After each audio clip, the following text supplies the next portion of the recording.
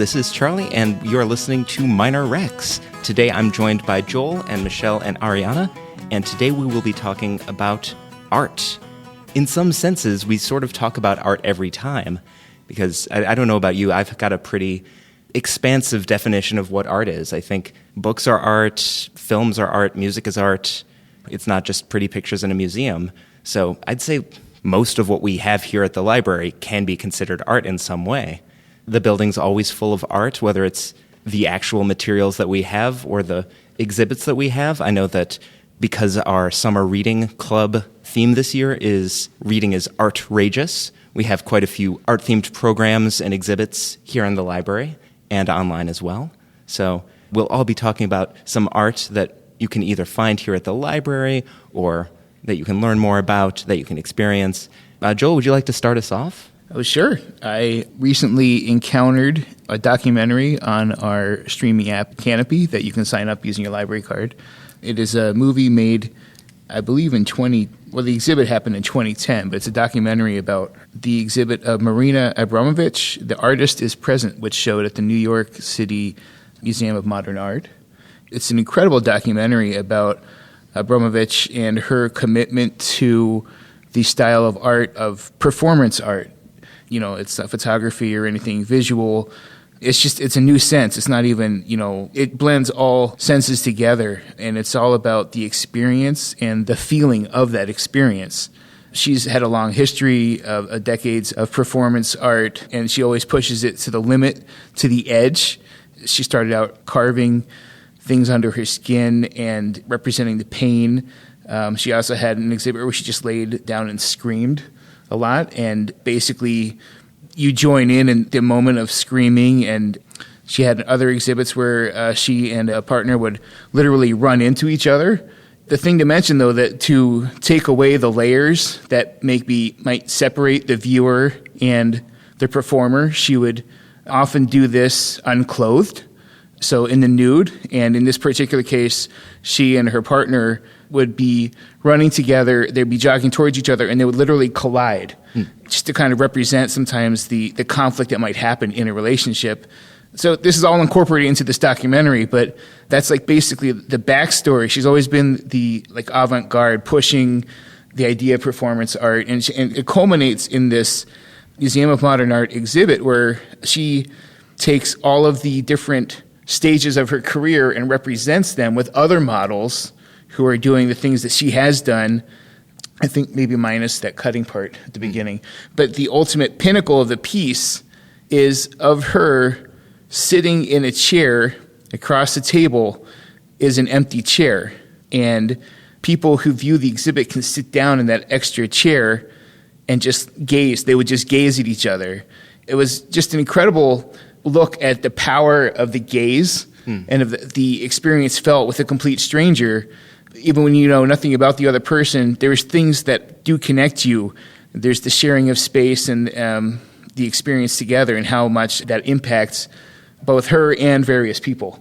It was an incredible look at this recording of the experience of art. And as you said before, it's a very broad definition of art, but I would include this in that, to me, art is looking at something and just kind of discovering more about yourself, more about the world, just getting you to make you think of things in maybe a little bit of a different way. I view poetry, landscape art, obviously, photography. But this experience, this performance art, was a fresh look at the definition that I had never really thought of before.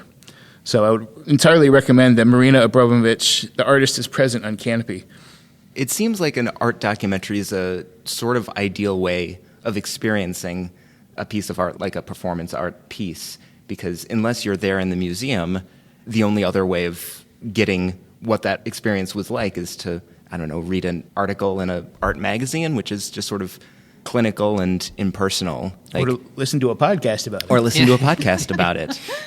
But I think that with documentary, it really gives you the ability to see the art in action and also to get context on it. Mm-hmm. Agreed. Yeah, it's not just a still picture. You can see the moving, the reactions. It's not just one frame. It's the whole, as close as you can get. And a large part of the documentary also was when she was basically recruiting models to represent herself in the different stages of, and make it sound like narcissistic. She's not like getting people to represent herself, but that she wants to represent her work through the age, right? And she can obviously be in one spot, so she has to hire other people to be. But again, there is a lot of nudity, and these are nude models. And even the entrance of the exhibit is two people in the nude standing really close together, probably like a foot apart from each other. And you have to pass between them and brush against their bodies to get into the exhibit. And so to me, it was like almost like a cleansing, like you have to leave everything behind that makes you uncomfortable and just be open to doing this. And it's just little things like that that really kind of maybe opened my eyes about, like, she wanted you to help prepare you and get you down to the, like, flay everything off that might not help you. But when she was recruiting these models, she invited them to her home in the Hudson River Valley, and it was 3 days of fasting. You know, she required them to basically go what she would go through to prepare herself, and she kind of invited them to become, she was teaching the next generation of performance artists, essentially.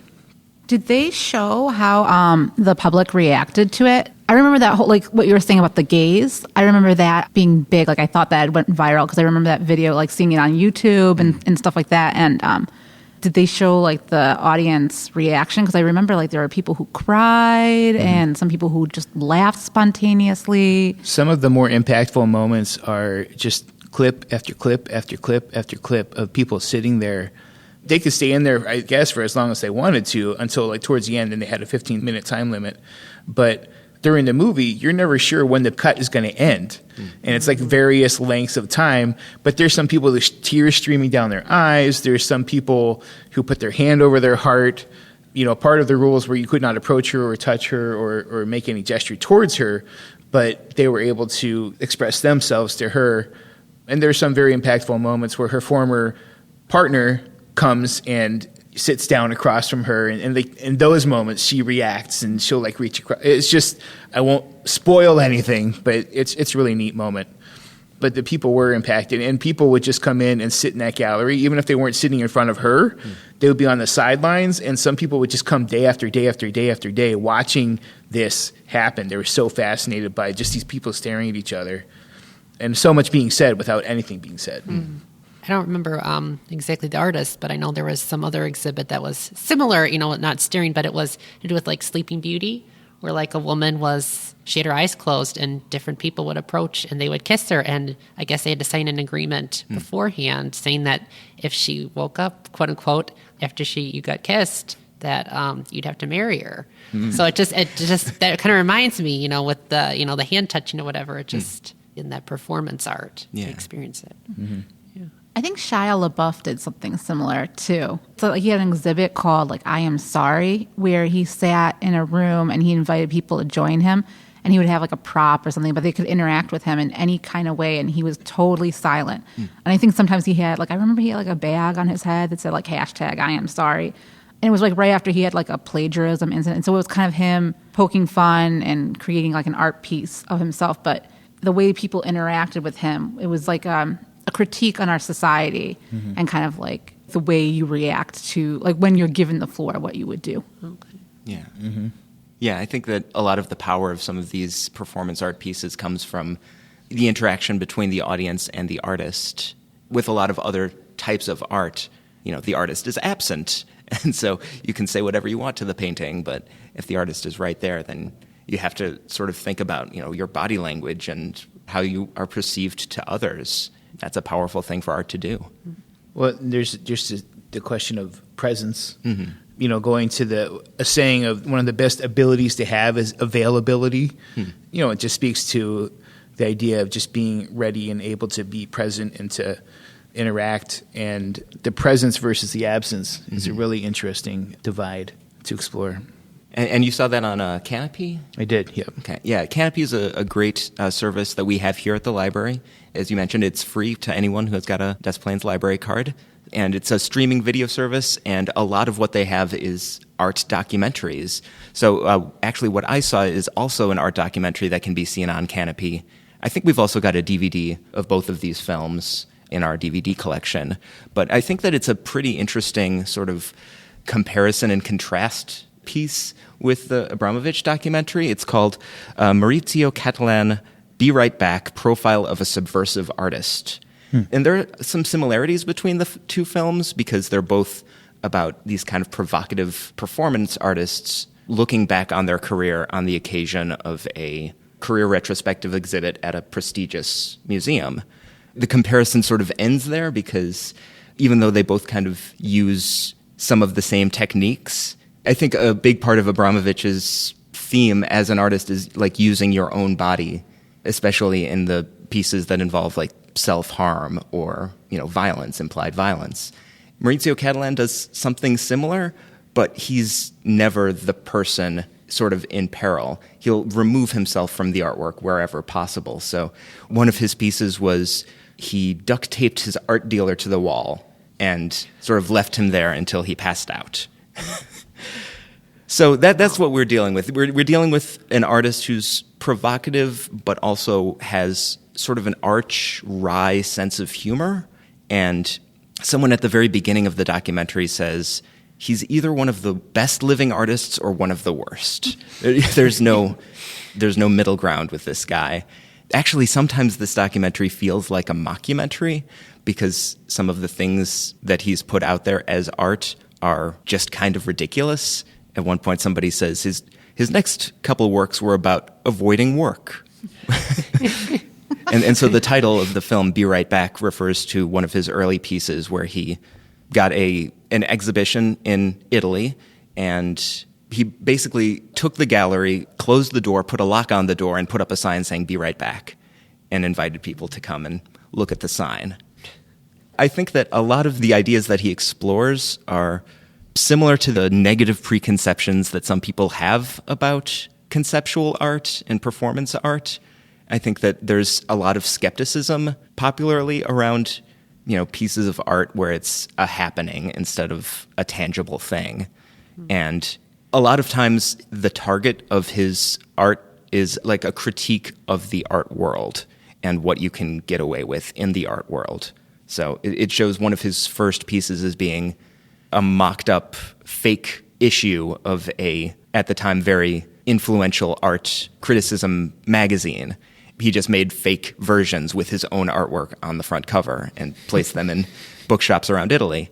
And, of course, some people got mad about that, but it started to make a name for him. So, yeah, I think that the my kid could paint that effect of some elements of modern art are what he's sort of commenting on here, where a lot of the ideas behind them are, if anything, they're just sort of a prank on the art world. And so when he does get the chance to have a career retrospective exhibit at the Guggenheim, he decides to get all of his previous works back from their public or private owners and to suspend them from the ceiling. At one point, the curator at the Guggenheim says, just before their opening, like, I'm so nervous that I did the math wrong and that the roof would cave in.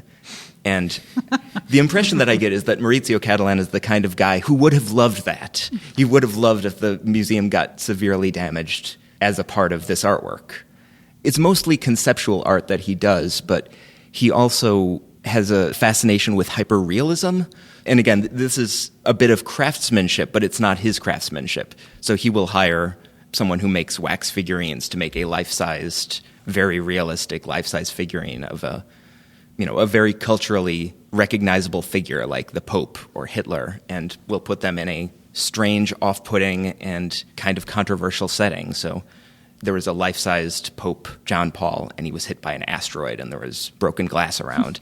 That was very controversial, especially in Italy.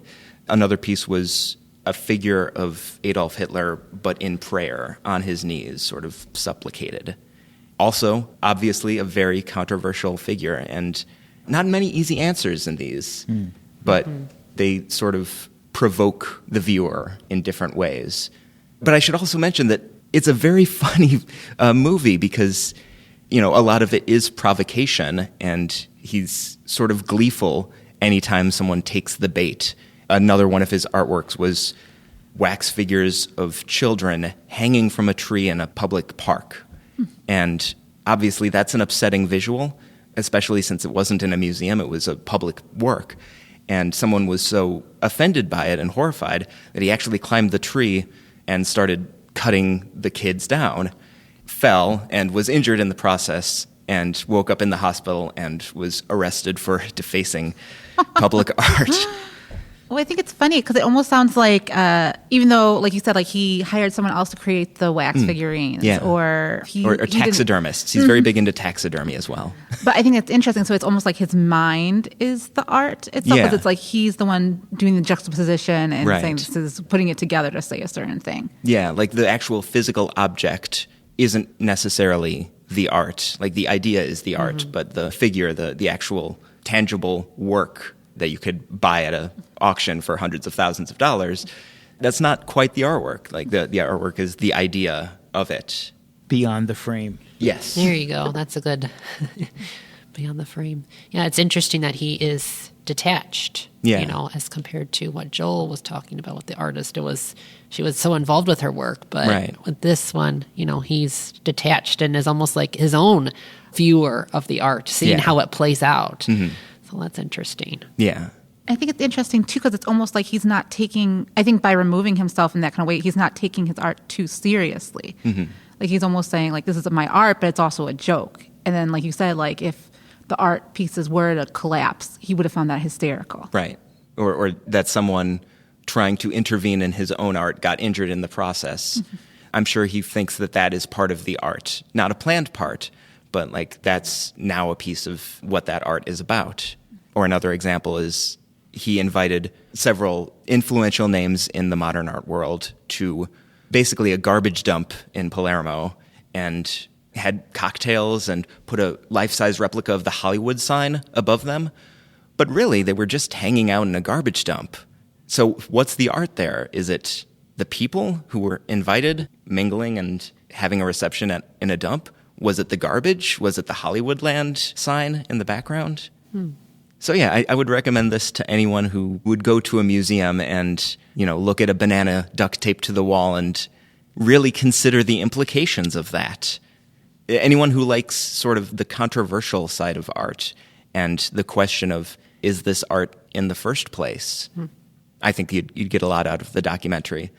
I guess I can go. Yes. So I did not watch a documentary or anything, but I figured maybe I would kind of talk about what is versus is not art. I thought that was kind of interesting because we here at the Des Plaines Public Library have a circulating art collection, if you guys didn't know, which can be found on the 3rd floor. And I remember when we were first promoting that collection again and cataloging it, a lot of the staff ended up taking a piece and putting it at their desk or putting it up. And a lot of it is local Des Plaines artists. And it was just very funny to see what people chose to kind of put up versus what they didn't. And so I just wanted to kind of talk about that because I moved a few months ago. And so myself and my old roommates, we used to paint together just for fun. And then when I moved in recently with my boyfriend, he said, like the art that we painted will go in our back room and it won't be presented in the main room and where people will actually see these things. And so I just thought it was kind of interesting, like how subjective that is, or like I've seen a lot of art exhibits. Like I went to the Takashi Murakami exhibit when it was at the Museum of Contemporary Art in Chicago a few years ago.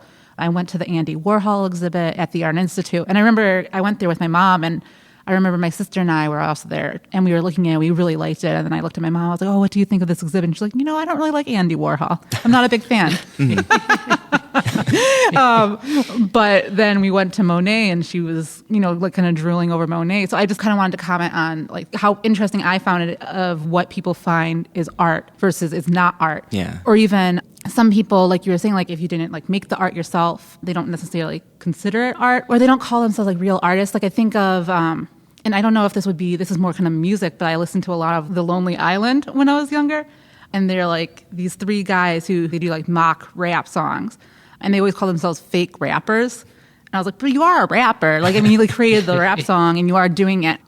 Or like I think of, I have a calendar up in my workspace called Social Justice Kittens. And it's this artist, Sean Tijarachi.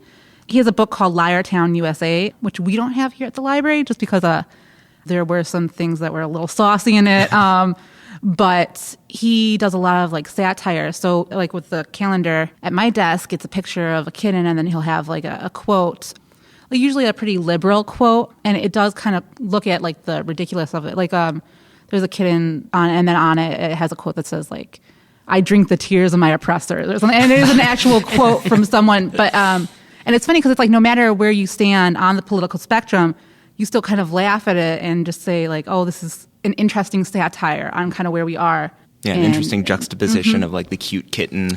And or there's puppies on there too, in the actual calendar, and one says, "I know I'm a puppy, and I'm sorry I'm a puppy." And it's just it's interesting. So it's kind of whatever you take of it, and yeah, no matter where you stand, it is just funny. But it's almost kind of like he splices these two pieces of art and makes it into something with his vision and his mind. Yeah, it's a shame we don't have that Liartown book. I really liked his, I think he posted stuff on Tumblr for a while. Mm-hmm. He had a bunch of zines that he started off with in the 80s that he called Crap Hound. And that was kind of how he got his start, because he didn't have the money to have like a big gallery exhibit or really the notoriety either.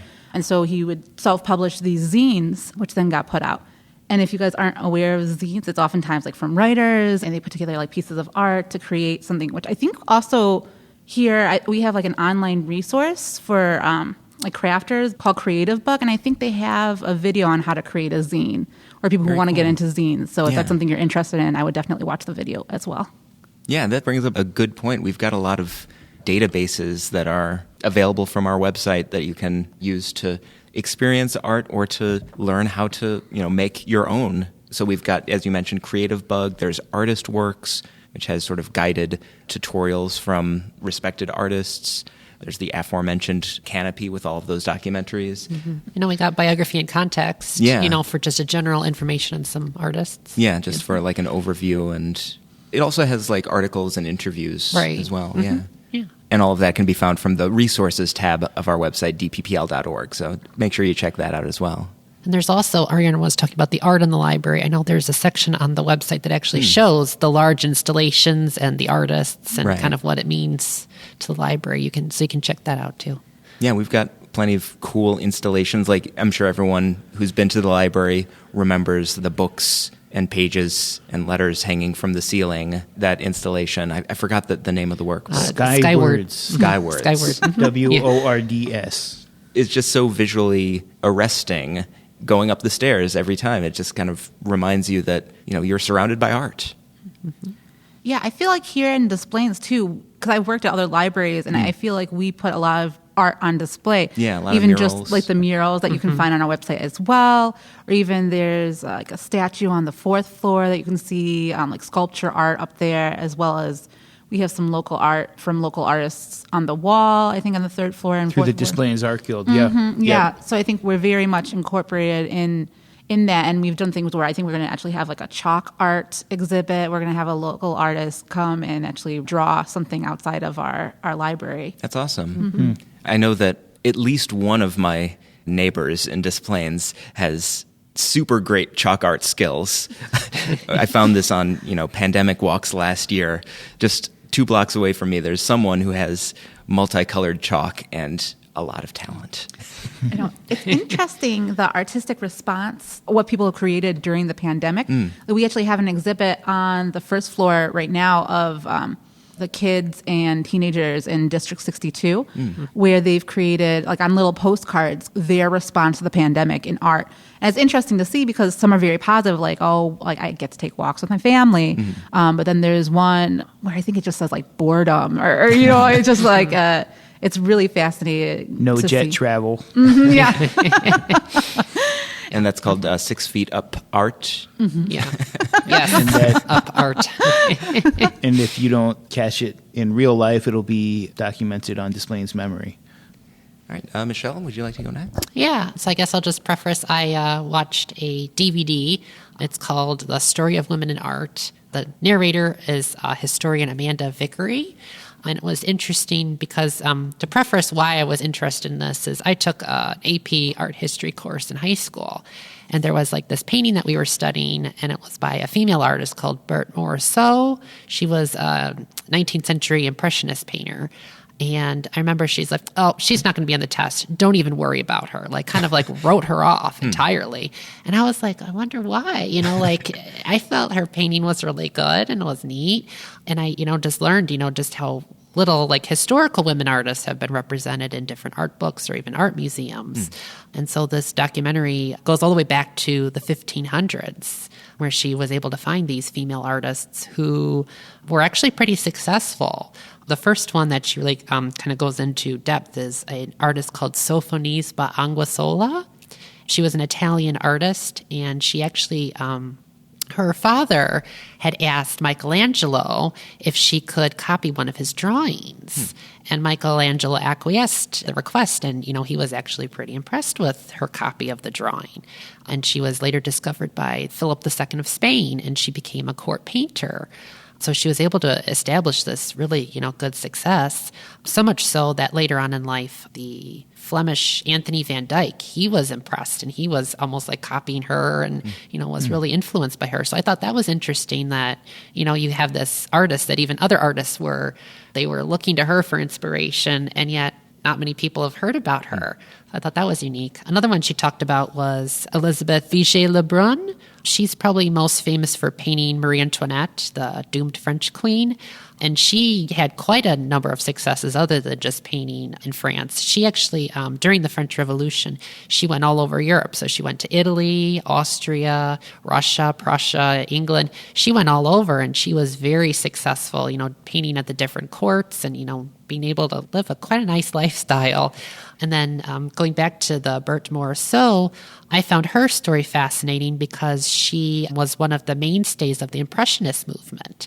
She participated in 7 out of the 8 Impressionist exhibitions. Whereas in contrast, someone like Monet or Degas, I think they only participated in like 4 or 5. Mm-hmm. So that was pretty impressive. And she was married to Manet's brother, so she had that sort of connection with Eugene Manet. But the thing about it, looking at her art, she struggled kind of with a lot of women struggle today. She wanted to be a painter. She wanted to follow her career, but she also wanted to have a family. And she didn't know necessarily, like, should she go one way or the other. She was lucky and a bit unusual for the time that she was able to do both, that her husband ended up supporting a lot of her work. So I just found that interesting. And the documentary goes into more than just paintings. They talk about sort of the traditional arts and crafts that were or have been still traditionally devalued because they were more considered women's work or whatnot. And there's a lot of interesting examples. I know there was one who was a paper cutter in the Netherlands that she mentions, and she was actually making almost about as much money as some of the painters were about that time, in that area at least. So I thought that was interesting that even then she was still valued for her art. It's an interesting documentary, really opens your eyes that, there's more women artists or even other marginalized, different communities that they have been around. It's not like, this is a new phenomenon. They have been around. They just, unfortunately, have been kind of forgotten. So it's a 3-part series. It's on DVD here at the library. But I'd recommend it for anyone interested in overall women artists or just forgotten artists. Yeah, that's awesome. I mean, certainly the canon of art, not just in visual art, but like in music and books and you name it, there is this sort of women aren't on the test element. Right. The old white guys are, the people in the history books, and then everyone else is maybe a footnote, if that.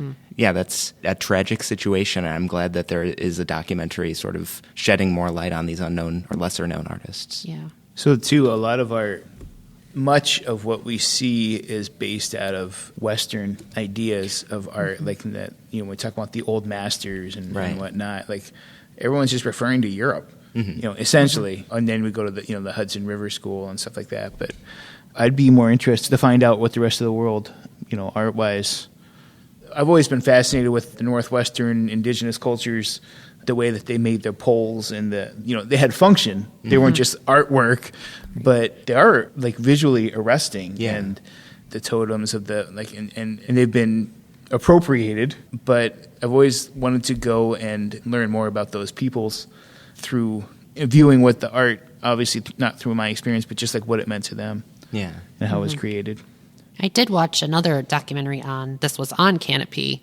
It was about Van Gogh in Japan, about how at that time in France, Japonism, as they called it, or really loving Japan art was really popular. So they had all these woodblock prints. And they're talking about how Van Gogh was just so enthralled with this sort of the uniqueness, but yet at the same time, the serial nature, because they would print off hundreds of the same prints. In some of his art in the documentary, it was talking about how when he went to the south of France, how he's like, it looks, just like Japan should. Of course, the south of France doesn't look anything like Japan, but to him, like when he saw the trees or like the sky, and you can see that in some of his painting with more like the flat colors or the different close-ups of the flowers. So he was influenced by them, but he kind of turned it into something of his own, which I thought was interesting. Like there's... I don't remember the exact title, but he actually copies. There's this woman, a courtesan. She's dressed in a kimono and a fancy headdress, and he paints her with these very bright, almost garish colors as compared to the original block. But around the border of it, he adds his own. It's sort of like these very stereotypical Japanese plants and other flowers. So it's interesting that it's sort of like a French Impressionist view of the woodblock prints. That was interesting. Yeah. To hear, because I think that's about the time when Western cultures were a little bit more interested in, expanding their knowledge of different artworks. I think that is interesting because that reminds me too. I didn't know about Van Gogh in Japan, but I was thinking too, with the Frank Lloyd Wright houses, they're kind of all over the place. Like here in Illinois or Chicago, they'll have them in Oak Park. I've seen a lot. But then there's a few in Rogers Park as well. And it's interesting that an artist will be kind of fixated on this culture, and then they'll kind of make a spin of their own. But it is these traditional kind of European or American artists that we follow, and then they're still borrowing these. Which is wonderful to bring it into our culture, but it is kind of interesting that it's kind of these traditional European or American artists representing something like that. Right. I know there's some contemporary artists, though, that are gaining some ground. There's one Native American artist. Her name is Joan Quick-to-See Smith. And she does, I forget which tribe she's a part of, but she's a Native American artist. And a lot of her works have to do with her anger at how the Native Americans were treated. In one thing, it's called The Trade. She has all these newsprints from Native American published journals, and she paints over it. And she has these trinkets from these insensitive racial characters, from the Cleveland Indians. So she's almost saying, we traded our land for your beads or fabrics or whatever. Can you give us back our land for these, because we don't want these racial stereotypes. Right. So I thought that was interesting, and then it's sort of a political commentary, kind of really visualizing it this is what happened. Can you, almost asking people, through the artwork, can you rectify this now? Yeah. So, there's, I think, more of a start now that, we're more globally thoughtful or whatever. But, yeah. That's really interesting. Yeah, I think there definitely is. I was even just thinking of the artist who painted the portraits of the Obama family and how beautiful and how that varied. And it's so different from what's been painted in the past of the presidential portraits. And he made a very conscious decision to bring in an African-American artist, and I think that's wonderful. I think, isn't there a picture book about somebody who saw a girl looking at the portraits? I'm almost positive there's a picture book because she was inspired by this little girl who was looking at the portraits. She saw someone that kind of looked like her, and she was just so, in awe, and I'm pretty sure there's a picture book. I don't know what it's called. I'm trying to see if I can find it. Yeah, now I'm curious. Yeah, I'm seeing a hardcover book of the portraits, but not the... Parker Looks Up, an extraordinary moment. Yes, that's it. So kind of, seeing how somebody reacts to the art. Right. And that is an extension of the art. Right. Yeah, it was really interesting when watching the Abramović documentary of, half of it was the art itself, but then the other part was watching people's reaction to it. Yeah. The people who turned away, the people who... It was just fascinating. It helped you to relate to the people, and how would you have experienced that same situation? Right. And when you are confronted with a kind of provocative, confrontational work, what does your reaction say about the work or about yourself? And with that type of, what does it say about the artists themselves as far as the stamina and the durability to, for instance, for Abramović to sit in a chair, it doesn't sound like much, to sit in a chair for 9 hours straight. for months at a time. Right, for 3 entire months. And you could see the physical wear and tear on her at the end of the day. And when the exhibit ended, there was just a profound sense of relief on her face. But it wasn't just like, oh my gosh, I'm so glad. But it was the finishing of a marathon. It was a sense of completion rather than, oh dear God, let it end. When people perform art or when they create art, and as you, Charlie, you've been parts of many bands, it takes time is also what we're not talking about. Like it takes massive amounts of time beyond the thought and it's not a lightning flash. And then there's art. Right. There is a scene in the Abramović documentary where she says, so much of what I do is administration. Like it's not about creativity or the process. Like most of the process is making phone calls and faxing and sending emails and making sure the colors are right. And that's something that you don't see often enough. Like there's usually just a finished artwork that you engage with. You don't see behind the scenes what led up to that. Right, and there's the hours traveling. There's going to other types of art. Especially with music, there's hours traveling. There's arranging for venues, and there's negotiations. And I wonder if she could do like a documentary or something about the process behind it. And, a lot of it is in that film. Okay, they showed part of the exhibit is the truck that she and her partner Ulay, his name Ulay. They were together for 12 years, and they lived in this truck. And they went around doing their performance art, and they lived out of this truck. They would there's many, many pictures of them sitting in the countrysides outside of the truck at the end of the day, or, driving or doing stuff. They do their laundry at a laundromat or whatever, and they were on the road constantly. And he would be fixing the truck, and she'd be doing laundry. And then they had the actual truck at the exhibit, and then they had apparently not seen it until that moment. So it's like very presenting it individually, one at a time. It recorded their reaction to those memories of being on the road and of the time. There was a point where she could hardly talk. She was so caught up in the emotion. So, and putting that in the exhibit sort of implies that even if they didn't think of it as art at the time, that real life is still art in a way. I think that was a big part of her thing, is like when you're in a relationship with someone, there is the art of negotiation, there is the art of conflict, there is the art of how to react to somebody, how to treat somebody. It's a delicate touch. Not a delicate touch per se, but like a very... It's certainly not a delicate touch if you're running into one another at full speed. See, that's the edge point where, sometimes when you're in an argument with someone, that's basically what you're doing. Words can impact like that. Sometimes when things are, in a conversation or in a heated discussion, words come fast and heavy, and sometimes you'd maybe say something you wouldn't have said. And it causes the pain that you would rather not be there. So that's what I would take out of the performance art. It was just like an introspection of how do I act? What does this represent? What's he trying to say? And there's not one meaning that you can derive from really any of these works. What gives them power is that they're open-ended and that anyone can bring their own personal experience and sort of view it through their own worldview. And that's part of, like, if you're looking for answers, exploring art is not for you. I mean, in a way it kind of is, but it could be. It could be, but really a large part of art is discovering like the undefinable and capturing the undefinable and somehow putting definition to it, but it really doesn't have answers, but it might lead you down a different path. Right. It's communication, but not like just sitting with unbroken eye contact. It's communication, but it's not verbal. It's not something that you can easily communicate to someone else, but it's a real thing that's there. Yeah, sometimes it asks more questions when you look at it. You start questioning even more. Right. But like you're saying, those questions can lead you down a path towards the answer. It's a classic journey is the whole thing. There's not the destination. If you ever find the answer, I mean, in my personal opinion, I think when you find the answer, it's it. Life is like, it's at the end of your life, really, because there's always more to go on. But maybe I'm getting too philosophical, but... No, I think that's what art at its best does. It sort of turns us all into philosophers.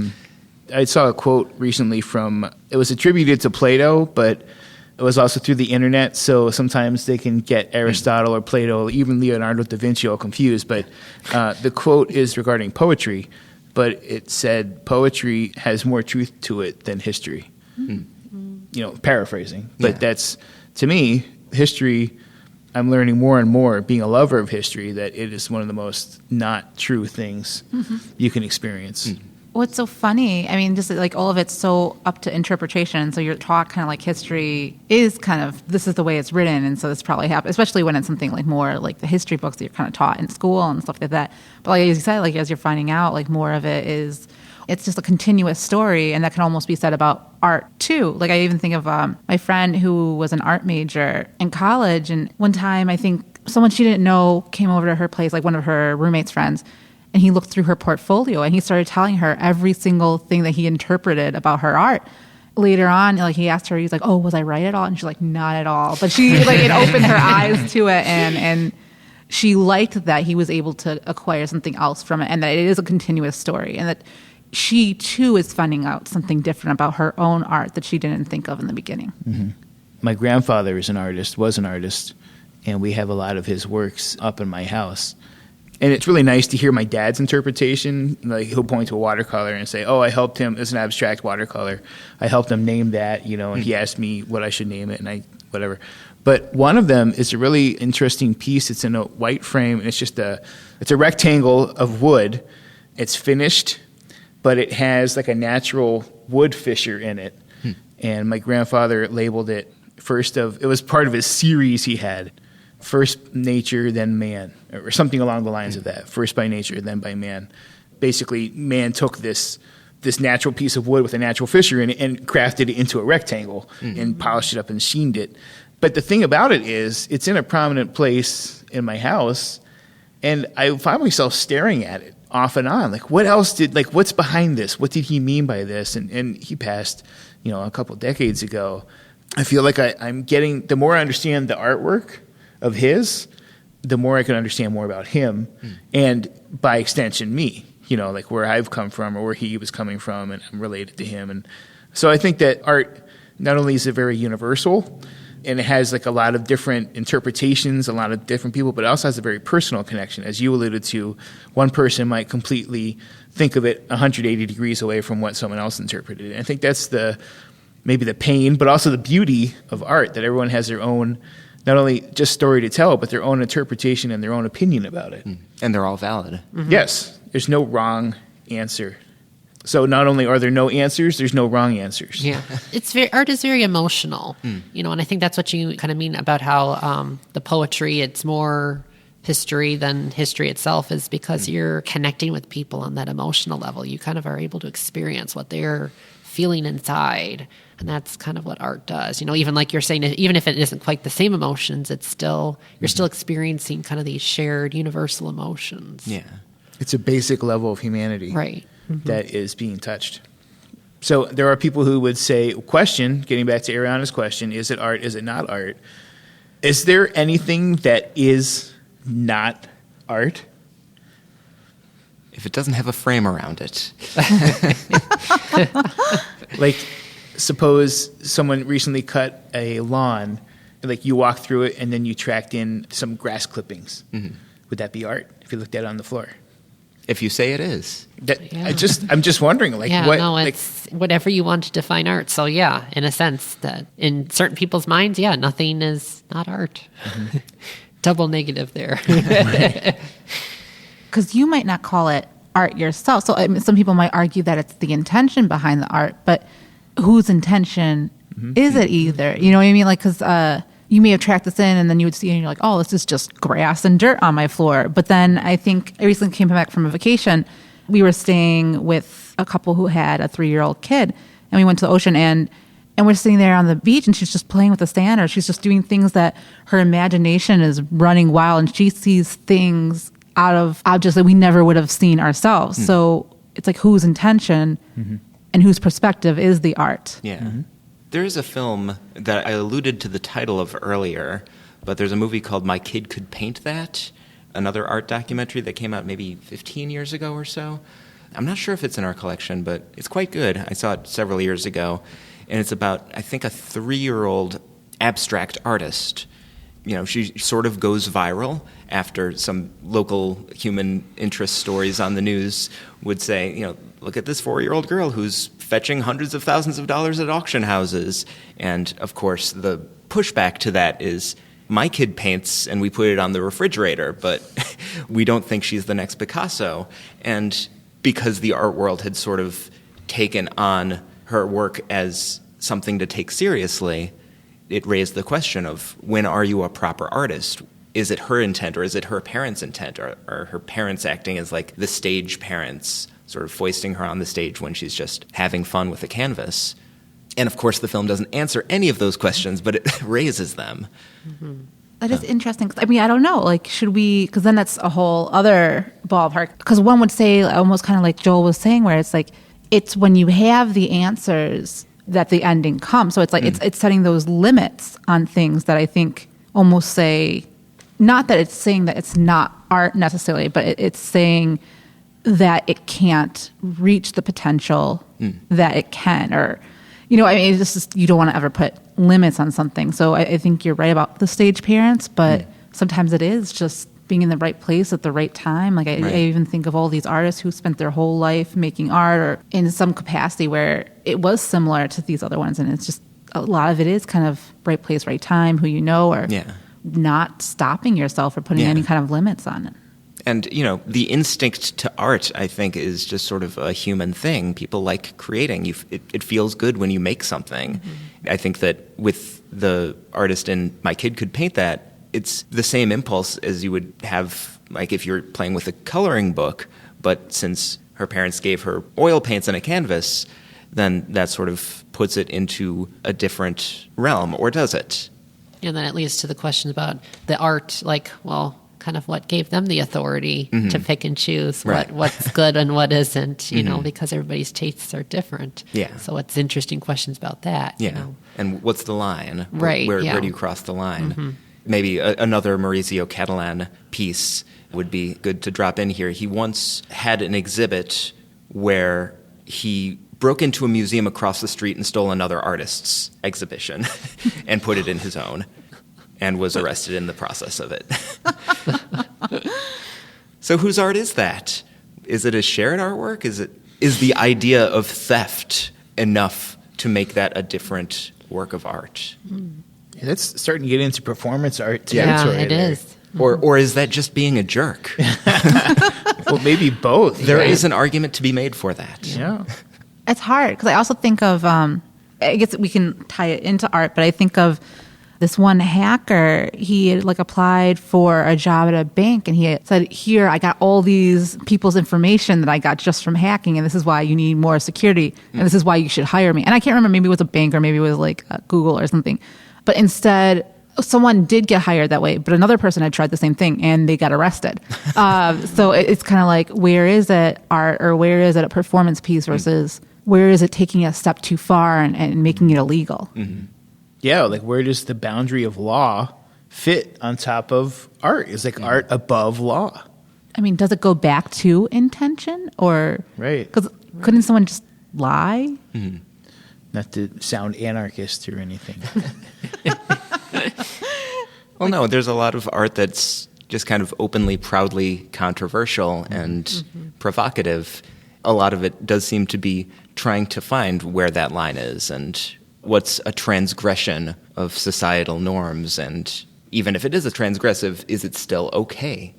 That's the thing about lines. No one really recognizes it until you go over it. Yeah. You know, you don't just say, oh, there's the line over there, but we're still on this side of it. You know, usually only recognize it when you're way over. Mm-hmm. I mean, that's the sort of debate about graffiti art. Yeah. You know, some people are well, it's an expression. Other people are nope, it defaces things. Private property. Yeah, it's, there's, what side of the line is it? Is it tottering on the line, or, you just question that. One of the highlights of going into, I grew up outside of Philadelphia. We'd go for field trips, and we'd go down the Conshohocken freeway, and I would just love looking at all the graffiti all over the brick walls, and there's train stations there, and there's a bridge with a bunch of brick facing that. It was just gorgeous. I loved it. That was a highlight of my trip. Whenever we go into Philadelphia, I like that. Yeah, maybe graffiti just needs to have a different name, like non-commissioned public art. Oh, there you go. Then sometimes that's what it takes. It's all about the word choice, and then people might be more on board. Yeah, It's a surprise mural. Yeah, there you go. That's what it is. I mean, if you're at a train station, it's almost like a captive audience. Yeah. You see the trains go by, and you're like, "Whoa, that was really good." Yeah, I'd rather see that than billboards and advertisements. Right. I think that's the whole point, is that it's subversive. They're like, well, if you can post this thing about, calling Geico or getting my hair back, why can't I put something, that means something to me or my community instead? Yeah. So obviously, there's people who call the shots, and then there's artists. Yes. In a sense, right? Because we were just talking about who Right. gets to decide, like the art dealers, Right. advertising, they call shots. So it's an interesting divide. Yeah. And here at the Des Plaines Public Library, we don't have the answers, but we've got all the questions. We've got so much that you can check out, that you can view, that you can take home with you, that will bring some of these questions to your mind and provoke thought and provoke a different way of thinking. So view some art, make some art, go forth and create. All right, that'll do it for this episode. Thanks for joining us, and we will see you next time.